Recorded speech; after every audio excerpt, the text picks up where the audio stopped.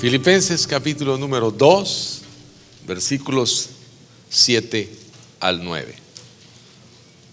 Dice: sino que se despojó, a sí mismo, tomó la forma de siervo y se hizo semejante a los hombres.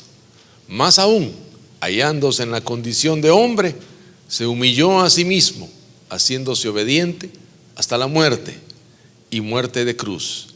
Por eso Dios lo exaltó sobre todas las cosas y le dio un nombre que es sobre todo nombre. Amén. Está hablando de Jesús. Y tomé este versículo porque quiero hablarle hoy acerca del servicio a Dios, de cómo nosotros, cada uno, somos llamados a servirle a Dios. Durante muchos años, sobre todo los que crecimos en la religión tradicional de nuestros pueblos, se nos enseñó que había un clero que se dedicaba a las cosas de Dios, y aparte estábamos los laicos que nos sentábamos a oír como ellos hablaban de las cosas de Dios. Pero la Biblia nos enseña a nosotros que cada uno de nosotros tenemos un servicio que cumplirle a Dios. Tenemos un servicio que realizar para Dios. O sea, lo que Dios está hablando es que cada uno de nosotros, como miembros del cuerpo de Cristo, tenemos una función. Yo le pregunto, ¿cuántos miembros de su cuerpo, cuántas partes, cuántos órganos, cuántas células de su cuerpo no tienen función? ¿Qué pasaría si un órgano deja de funcionar? ¿Qué pasaría, doctora? Se pierde todo el equilibrio. Apaguen esas cosas, por favor, hombre. Se pierde todo el equilibrio cuando uno de los órganos deja de funcionar. Todo el cuerpo se afecta si uno deja de funcionar. Y no me refiero solamente a los órganos principales, los pequeños. Aún los pequeños dejan de funcionar como deben y producen un desequilibrio en todo el cuerpo. Entonces, cada uno de nosotros tiene una función para cumplir en el cuerpo de Cristo. Hace un tiempo, y cuando digo hace un tiempo fue meses o años atrás, y es que uno aquí de pastor oye cosas, ¿verdad? La gente viene y rápido se acercan, que quieren servir y toda la cosa, pero no quieren servir en cualquier cosa. Quieren ser cantantes. No cantan nada, pero quieren ser cantantes. Quieren que todo el mundo los mire cómo cantan. Pero resulta que nosotros acá en la iglesia tenemos un procedimiento, ¿verdad? Para probar realmente cuál es la intención. Porque le voy a decir la verdad, a mí me caen mal las primadonas, ¿verdad? Es que todos se quieren lucir y no hacen nada, solo se quieren lucir. Entonces, hay un proceso para probarlos, ¿verdad? Entonces van a la academia, van al encuentro, van a la academia, y estando en la academia los ponemos a hacer cosas. Y yo los miro cómo actúan cuando les dicen que les toca cuidar niños. Ahí me ganan o me pierden. Porque yo digo, díganme cómo se están portando. Algunos ni vienen, dice. ¿Cómo? No vienen. O sea, y esos son los que pretenden ser copastores, ¿verdad? Solo eso quieren, ¿verdad? Entonces, a mí eso me llama la atención, porque digo, no saben servir todavía. El otro día alguien me dijo, a mí cómo me gustaría hacer eso que haces tú. Es más, yo creo que yo puedo hacer eso que haces tú. Digo, ¿qué cosa? Eso de ser pastor. ¿En serio? Le dije. ¿Tú crees que porque es pararte aquí y predicar y decir cosas de la palabra, eso es todo? No, papito, le digo, ese es el gravy del ministerio. Ese es el dulcecito. Usted sabe, la cerecita es la predicación. Esta es la mejor parte del ministerio para mí, porque el ministerio es lo que no se ve. Es el servir a los demás.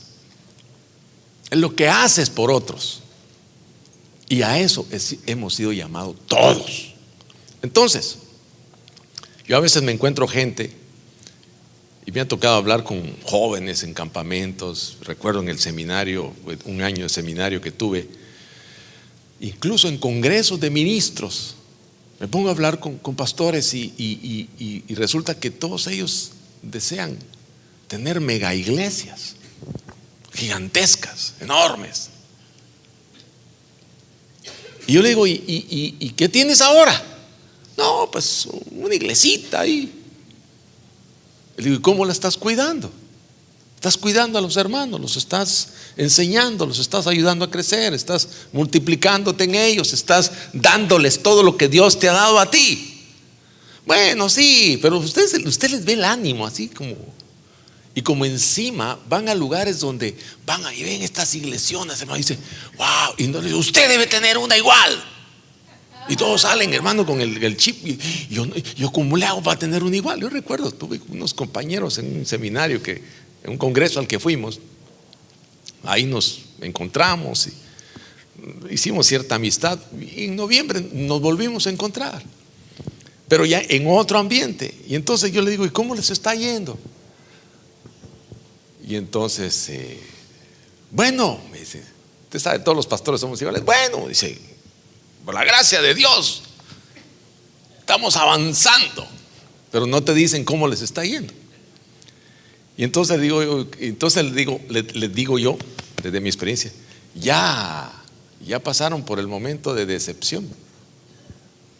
Me quedan viendo, de que te dijeron que iban a llegar miles y no llegan ni decenas, de que ocurren los milagros y ni el sanado regresa.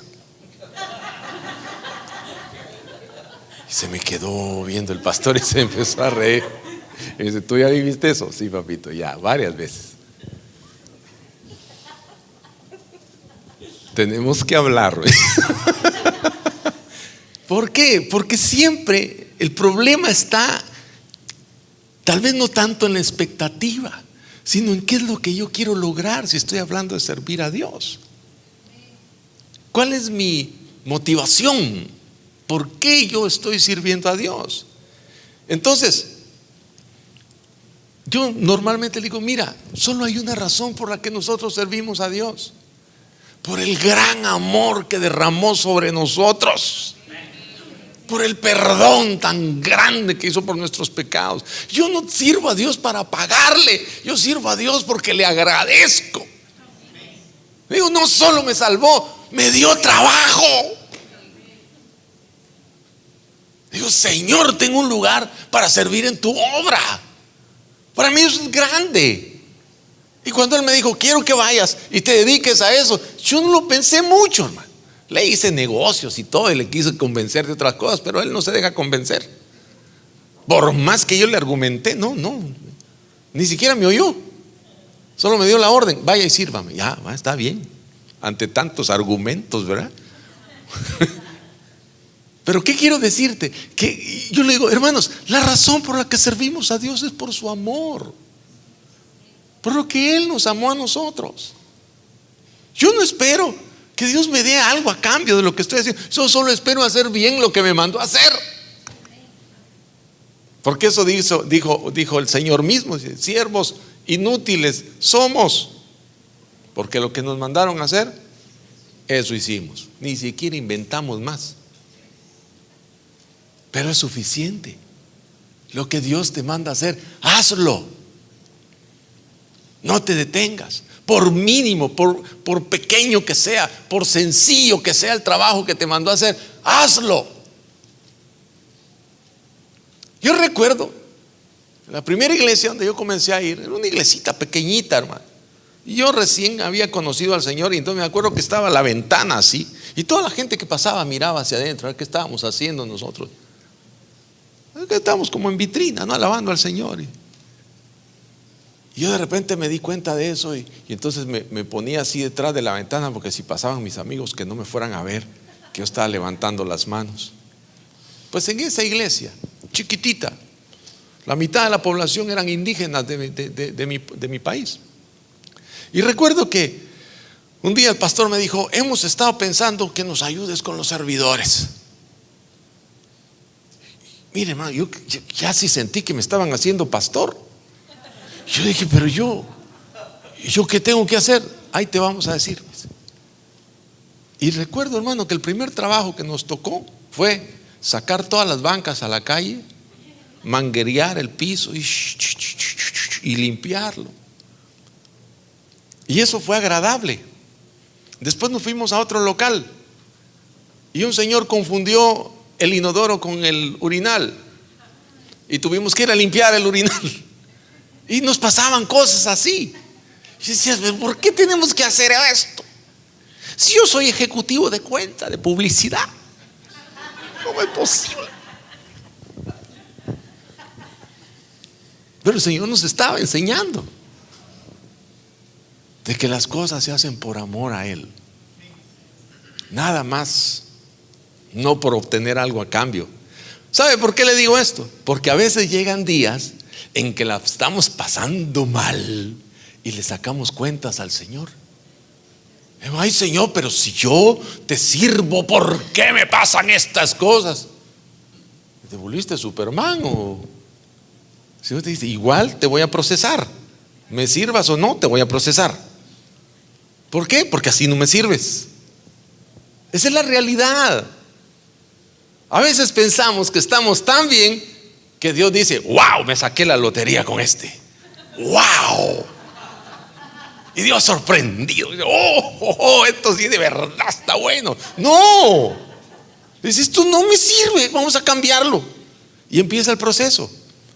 Creo que ya una vez te conté de un maestro de la palabra que conocí, que Dios le da unas revelaciones impresionantes. Y un día dice que él estaba cortando la grama de su jardín. Y mientras cortaba la grama, dice, él le dijo, Señor, hay tan poco en mí que te sirva, Señor, le dice. Y el Señor le habló y le dijo, te equivocas, no hay nada que me sirva en ti. Es que es la verdad. Hasta que Él no nos procesa y no nos damos cuenta de que es por agradecimiento que servimos, no entendemos y creemos que le estamos pagando a Dios. Yo le digo una cosa, ¿cómo podríamos pagarle a Dios, hermano? La muerte de su Hijo Jesucristo en la cruz del Calvario para perdonar nuestros pecados. ¿Cómo se paga eso? No hay manera. Entonces no servimos para pagar, servimos por amor. Amén. Quizá una de las figuras que más me impresiona a mí del Antiguo Testamento es la del siervo por amor, del esclavo por amor. El esclavo en el Antiguo Testamento era una cosa más. Valía más un caballo que un esclavo. Y había un momento en que el esclavo, por ley, le llegaba el día de su liberación.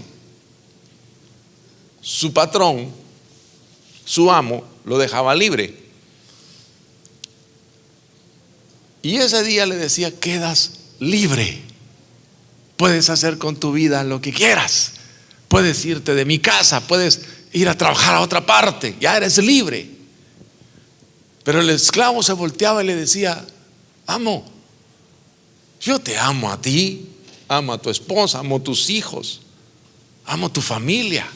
Yo no me puedo ir de acá. Permíteme quedarme a servirte por amor.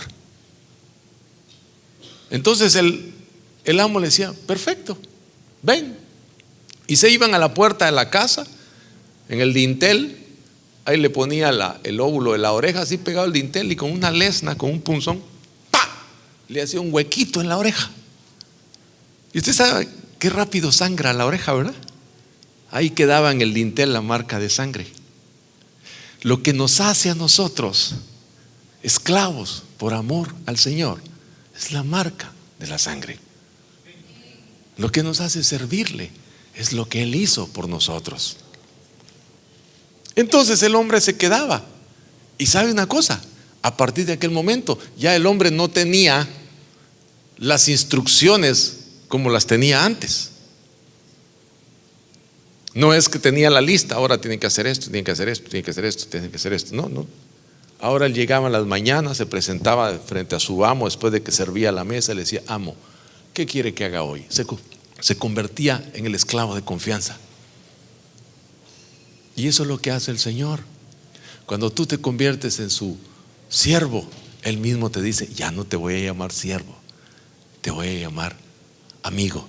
Porque el siervo no sabe lo que hace su Señor, pero el amigo sí. Y entonces te da a conocer las cosas que Él quiere hacer a través tuyo. Amén. Entonces, hay algunas razones por las cuales Dios quiere ponerte a servir. Decía un expresidente de mi país, dice: el que sirve, sirve, y el que no sirve, no sirve. ¿La agarró? El que sirve, sirve. El que no sirve, no sirve. La primera razón por la cual Dios nos quiere poner a servirle es porque a través del servicio nos libera del orgullo y del egoísmo, permitiendo que nuestro enfoque sea solo Él. ¿Sí? Aquí, sirviendo, se nos empieza a olvidar qué importante que somos. Tengo un amigo, es un hombre millonario, hermano. Dios lo hizo millonario. Pero ¿sabe usted qué hace en la iglesia donde sirve? Es el líder de los servidores. Él es el que se encarga de dirigir a los servidores. Ese es su trabajo. Lo disfruta y usted lo ve todos los domingos, saco, corbata y todo, llegando a la iglesia para empezar a dirigir a los servidores. Porque se le olvidó lo importante que era. Porque al estar en el reino te conviertes en un sirviente de Dios. Porque es bonito cuando a uno le dicen: es que él es un siervo de Dios, dice. Hasta se oye importante, ¿va? El siervo de Dios. Es el sirviente de Dios. Por tanto, si sirve a Dios, nos tiene que servir a nosotros. ¿O no? ¿O conoce usted un sirviente que sirva solo al patrón y a la patrona y a los hijos no? ¿Ah? Es más, si quiere quedar bien, sirve mejor a los hijos. ¿Sí o no?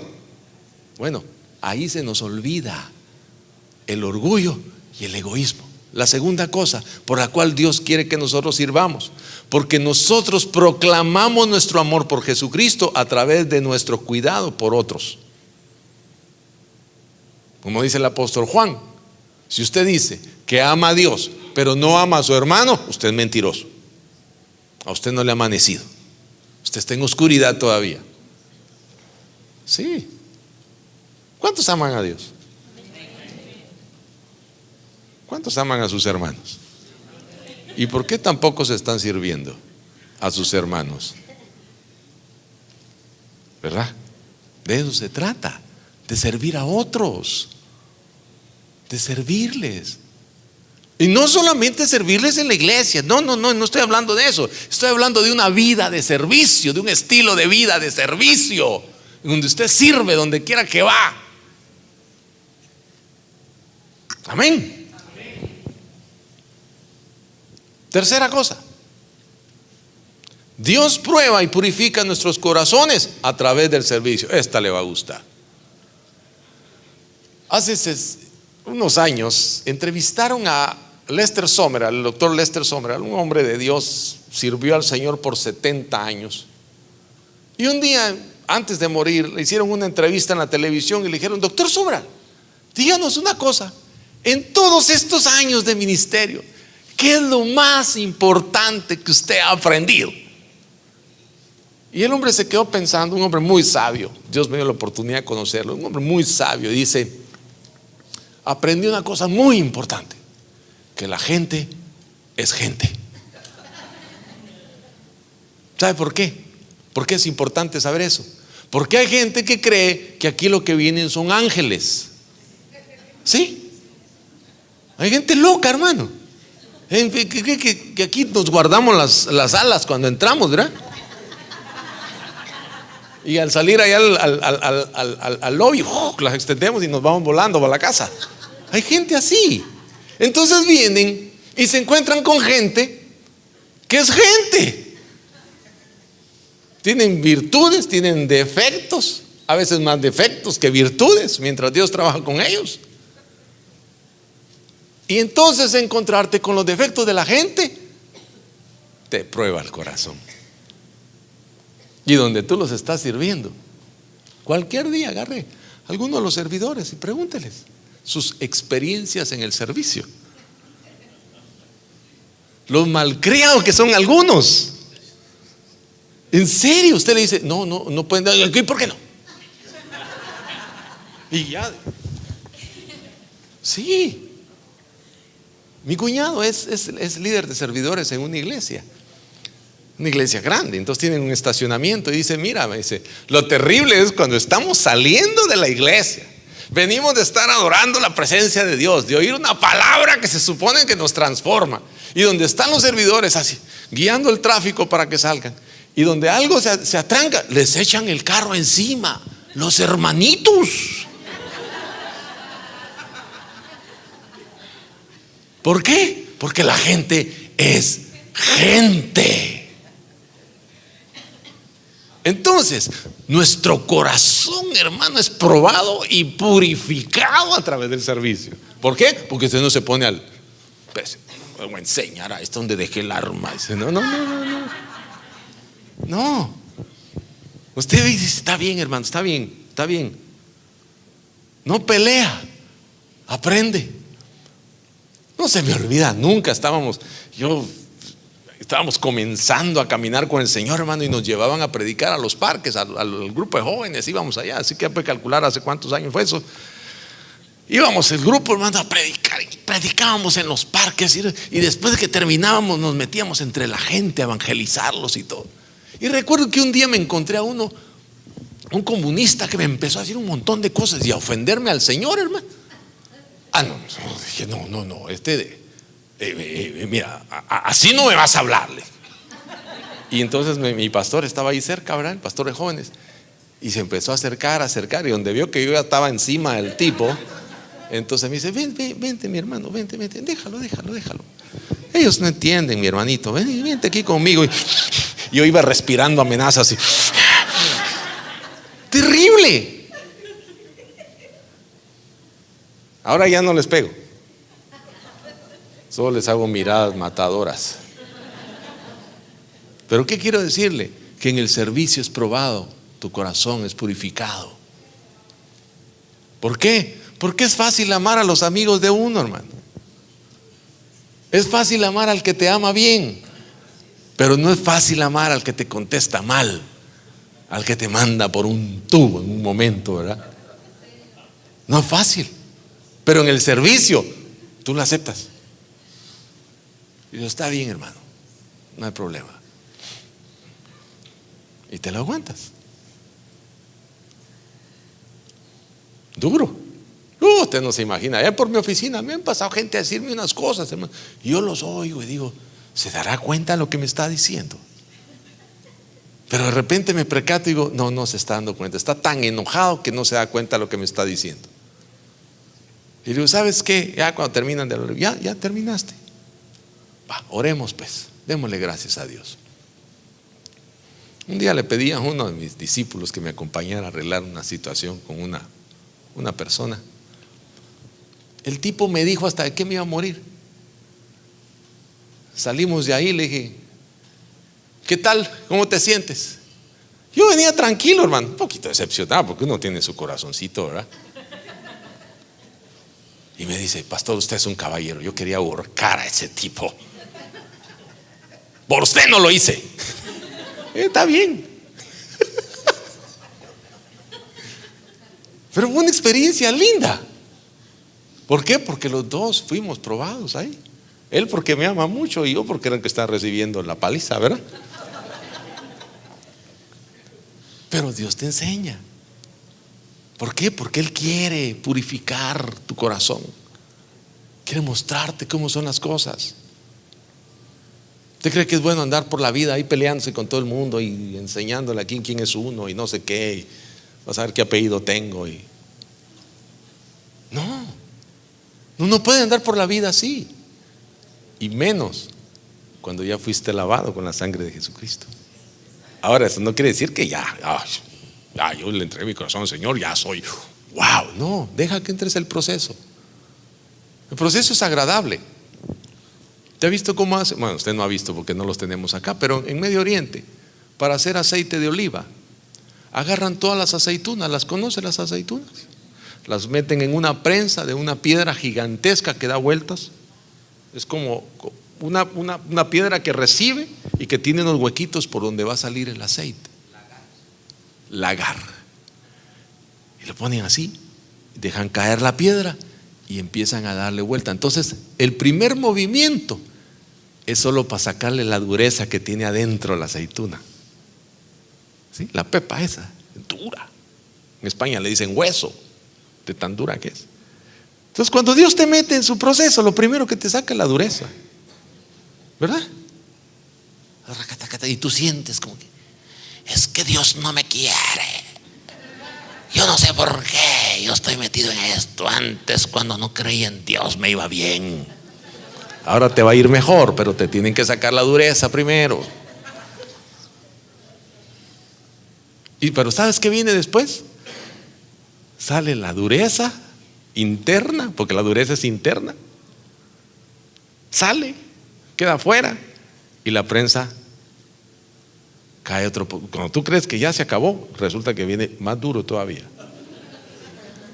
Entonces sí te sale el aceite, ¿verdad? Entonces la unción empieza a correr por ti. Ya no hay nada duro, no, todo suavecito. Por eso es que ahora la gente dice: wow, cómo has cambiado. De verdad que tú sí has cambiado, te cayó bien la iglesia. A mí me lo dijeron, y lo peor que me lo dijeron en mi casa. Entonces, Dios te procesa para que te conviertas en un servidor de Él, en un sirviente de Él, en un siervo de Él. ¿Sí? ¿Por qué? Porque Él quiere convertirte en una persona exitosa. Ahora, el éxito del que nos habla la Escritura no tiene nada que ver con el éxito que se te habla en el mundo. Nada que ver. ¿Por qué? Porque ¿qué es lo que nos dicen que es el éxito? De una manera simple es alcanzar las metas que uno se ha propuesto. ¿Sí? ¿Verdad? Eso dicen que es el éxito. Ahora, la definición en la Escritura es bien diferente. El Señor desea primero que nosotros descubramos su plan, y una vez descubierto, lo obedezcamos. Eso es vivir con éxito. Tal vez no has alcanzado a llegar al final, pero estás en el proceso. La prensa está dando vueltas, ya te salió la mitad de la pepa ahí dura. Estás viviendo con éxito. ¿Por qué? Porque estás viviendo en obediencia. Esa es la clave, la obediencia. En otras palabras, para alcanzar el éxito en el sentido bíblico, hay que dejar que Dios ponga los objetivos. ¿Por qué no tiene sus objetivos? Y estamos más perdidos, hermano. Como me dijeron el otro día, más perdido que un misionero en medio del carnaval. ¿Sí?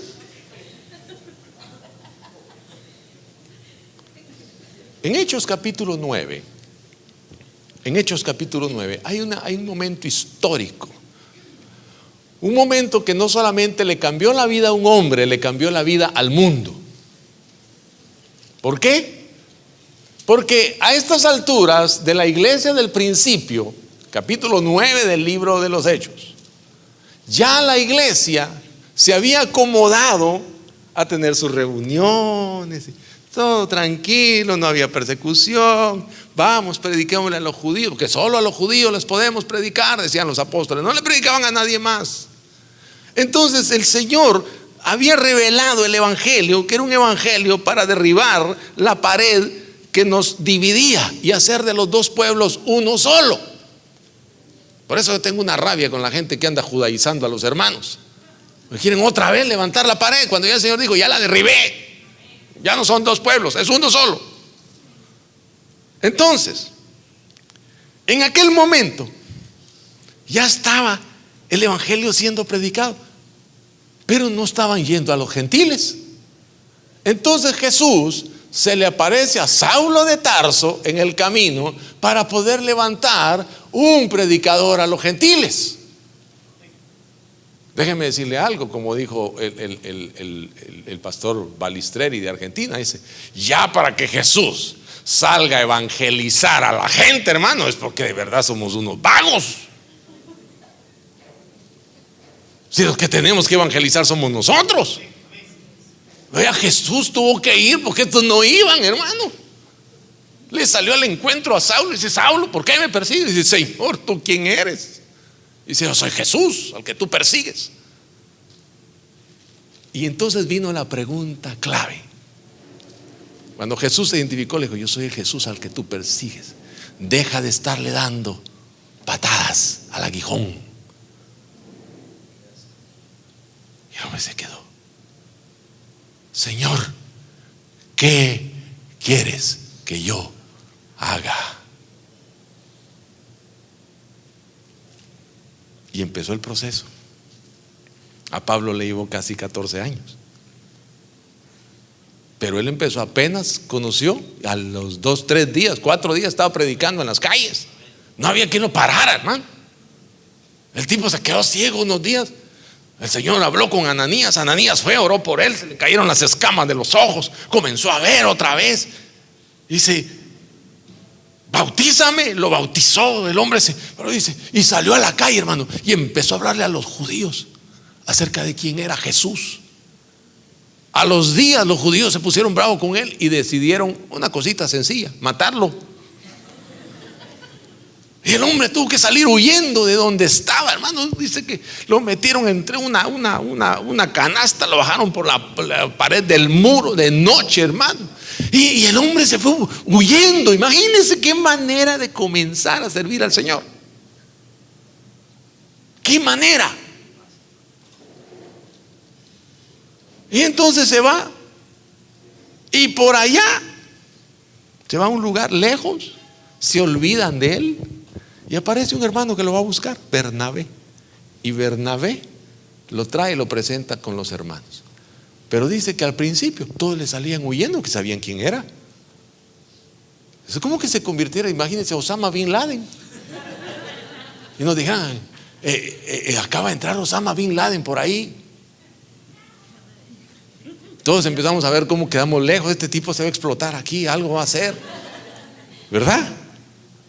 Algo así veían ellos a Pablo. Pero entonces Dios comienza un proceso en este hombre. Y usted lo ve a través de las cartas de Pablo. Dice la Biblia que en una de sus primeras cartas, que fue la carta, perdón, antes voy a decirle algo más acerca de Pablo. Pablo era alguien importante. Era importante para mucha gente y era importante para él mismo. Él mismo se veía así. Mire cómo lo dice en Filipenses capítulo 3, versículos 4 al 6. Yo mismo, dice, tengo motivos para tal confianza. Si cualquier otro cree tener motivos para confiar en esfuerzos humanos, yo más. Viene la lista: circuncidado al 8º día, del pueblo de Israel, de la tribu de Benjamín, hebreo de pura cepa. En cuanto a la interpretación de la ley, fariseo. En cuanto al celo, perseguidor de la iglesia. En cuanto a la justicia que la ley exige, intachable. ¿Cuántos podemos decir eso, hermano? El tipo lo decía, lo creía. Eso era él antes de encontrarse con Jesús. Así se miraba. Así lo miraban. La gente le tenía respeto y le tenía miedo. ¿Por qué? Porque no era cualquier persona. Entonces dice: ¿quieren ustedes que yo de verdad presuma de lo que yo era? Ahora les va. Y le suelta el currículum. Sí, alguien era importante. Yo, dice. Yo era importante. Pero entonces el Espíritu Santo comenzó a trabajar en él. Y comenzó el proceso de transformación. Déjame decirle algo. Cuando Pablo se encuentra con el Señor en el camino de Damasco y le dice: Señor, ¿qué quieres que yo haga? A mí me recuerda el día que el Señor me agarró con la misma pregunta. Yo andaba con la cosa: el Señor me quiere usar a mí, pero ¿para qué será, Señor? ¿Qué quieres que yo haga? ¿Qué quieres que yo haga, Señor? Y recuerdo que llegué a mi iglesia ese día y el pastor comenzó a predicar y dice: vamos a ir al capítulo 9 del libro de los Hechos y voy a referirme a este versículo. Señor, ¿qué quieres que yo haga? Plop, se oyó nada más, hermano. Yo caí de espaldas ahí. Dijo: esto es conmigo. Y la prédica fue para mí. Habían 3,000 personas, pero ahí estaba yo solito oyendo esa prédica. Eso era para mí. Y cuando termina el hombre de predicar, dice: Dios está llamando a alguien al ministerio. Dije: ese mismo soy yo. Yo lo sabía. Ahora, uno se emociona y dice: Señor, ¿qué quieres que yo haga? Lo que tú quieras, Señor, yo lo hago.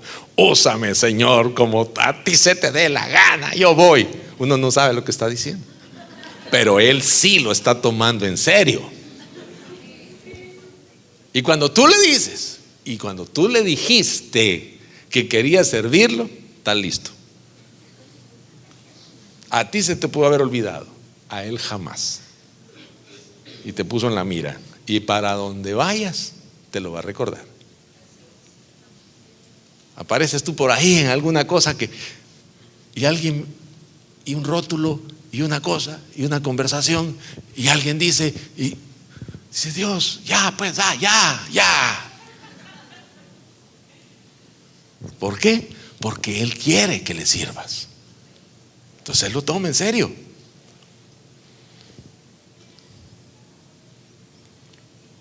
No importa cómo se lo digas, Él lo tomó en cuenta.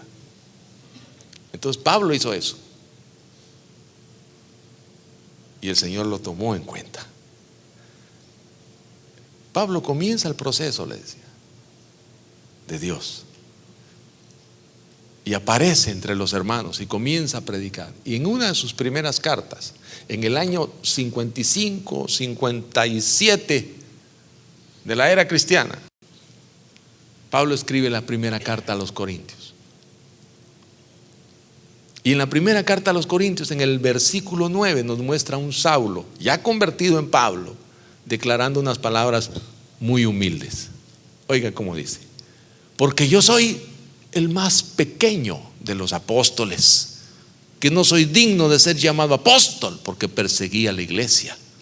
Cualquiera cuando lee eso dice: wow, qué humilde este hombre.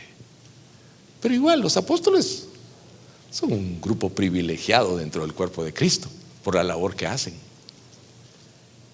Son los enviados de Dios con misiones específicas. Hay gente que está haciendo obra de apóstol sin saber que son apóstoles. ¿Sí? ¿Sí? Es verdad. La están haciendo, punto. ¿Por qué? Porque respondieron. Entonces Pablo dice: yo soy el más pequeño de los apóstoles. Es más, ni digno de ser apóstol soy, pero soy apóstol. No soy digno, pero soy. No me olvide. Parece tan lindo lo que dice, ¿verdad? Pero es como él mismo ha comenzado a verse. Ya no es el primero, ahora es el último de los apóstoles. Pero aún así es un grupo muy, ¿verdad? Unos años después, como 4 años después, escribe la carta a los Efesios. Y dice en el capítulo 3, versículo 8: a mí, dice Pablo, que soy menos que el más pequeño de todos los santos, me fue dada esta gracia de anunciar entre los gentiles el evangelio de las inescrutables riquezas de Cristo. A mí, que soy menos que el más pequeño de los santos. Todavía se mete en el equipo, ¿verdad? Porque le guste o no a la gente, hermano, los santos de Dios somos lo mejor que hay en esta tierra. Como dijo una vez un pastor, dice: el peor de nosotros es mejor que el mejor de ellos. ¿Por qué? Porque vale la sangre de Jesucristo, hermano. Solo por eso. Amén. Y yo le voy a decir, es cierto, hay hermanos que usted ni siquiera quiere llamarlos hermanos, y hay gente que no conoce ni de de lejos a Jesús y se comportan mejor que esos hermanos. Pero igual no valen la sangre de Cristo. Si lo que nos lleva al cielo no es cómo nos portemos, es la sangre de Jesucristo que fue derramada en el Calvario. Amén. Estamos en eso. Y entonces él dice, el más humilde. Qué humilde se volvió, soy el más, menos que el más pequeño de todos los santos. Pasan los años. Si usted se da cuenta, este Pablo ya no es el último de los apóstoles, ya es el último de los santos. Ha venido un proceso en que ha venido bajando de cómo era, hebreo de hebreos, de pura cepa. En cuanto a la ley, irreprensible, intachable, dice. Ya no es ese. Ya pasó por ser el último de los apóstoles. Ya viene por la altura de el más pequeño de los santos. Pero mire, unos años antes de morir, más o menos 4 años antes de morir, la carta de 1 Timoteo, capítulo 1, versículo 15, dice: palabra fiel y digna de ser recibida por todos, que Cristo Jesús vino al mundo para salvar a los pecadores, de los cuales yo soy el primero. Déjame decirte algo. El día que yo leí esto y me di cuenta que yo no sé si sea Pablo o sea yo el primero de los pecadores, yo dije, esta es la razón por la que yo le pongo mi vida a Jesús, para que Él haga con ella lo que Él quiera. Si Él quiere que yo vaya a otra parte del mundo donde ni gente hay, yo voy a ir. O sea, lo dije un día. Y el Señor, si tú quieres que donde yo vaya me vas a poner a vivir en una mansión, qué bueno. Y si es en una casa de cartón, también. Yo lo que quiero es servirte. Entonces, Dios, mis amados hermanos, nos mete en un proceso para que no tengamos opción más que decirle: sí, Señor, te sirvo donde quiera que vayas. Donde quiera que tú me envíes, yo voy. Donde quiera que tú me guíes a ir, yo voy a ir. Donde quieras que yo me meta, me voy a meter. Porque lo que quiero es servirte. Amén. Y algunas veces recuerdo con mucho cariño a la secretaria del pastor de la iglesia, que yo fui su pastor asociado un tiempo, el pastor Harold Caballeros. Ana María era una mujer, hermano, esforzada, daba su vida. Si había que estar a las 5 de la mañana en un lugar, ahí estaba. Si era a las 3 de la mañana, ahí estaba Ana María, teniendo todo al día y esforzándose de una manera extraordinaria por servir. Y entonces comenzamos un movimiento de oración y la gente empezó a ir a las ciudades y todo, y ella era la que coordinaba todo desde la iglesia. Dice: yo no puedo ir, decía, yo tengo que ver todo aquí. Y se sentía como mal, pues porque todos los demás iban. Y ella se quedaba. Y ella le dijo: Señor, perdóname, todos van, yo no voy. Yo te dije que voy donde quieras, que tú quieras que yo vaya, pero ahora que es la oportunidad no voy. Perdóname, Señor. Y entonces encontró un pasaje en la Escritura, cuando David va y recupera un botín, y regresan con sus soldados y traen el botín, y entonces lo empiezan a repartir, y alguien dice: hay que repartirlo entre los soldados. Los que no fueron, no. Y David dice: no, lo mismo es los que van que los que se quedan cuidando la casa. Y Ana María llegó a contarnos esta experiencia y dice: yo también voy, pero desde aquí. De eso se trata, de servirle. Y yo quisiera de verdad que tú te convirtieras en más que una persona en una silla, te convirtieras en un sirviente de Dios, alguien que le sirve a Dios con el corazón, alguien que si Dios le pide algo esté dispuesto a dárselo. Si te pide tu vida, dásela. Lo más difícil para nosotros, cuando Dios nos llama a servirle de esta manera como Dios me llamó a servirle a mí, es cuando ves a tu familia. Pero cuando oigo palabras como las que el Señor nos dio hoy, que Él va a cuidar de ellos, tú dices: Señor, tú eres el mejor patrón que yo he tenido. Y he tenido buenos, le dijo. Muy buenos patrones he tenido. este se los lleva a todos, pero dirían en la hípica, como por 40 cuerpos, hermano.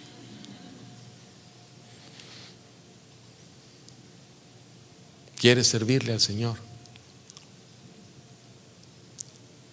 ¿Quieres servirle? ¿O tienes miedo? No hay nada más grande ni que traiga más satisfacción que ver al Señor usarnos.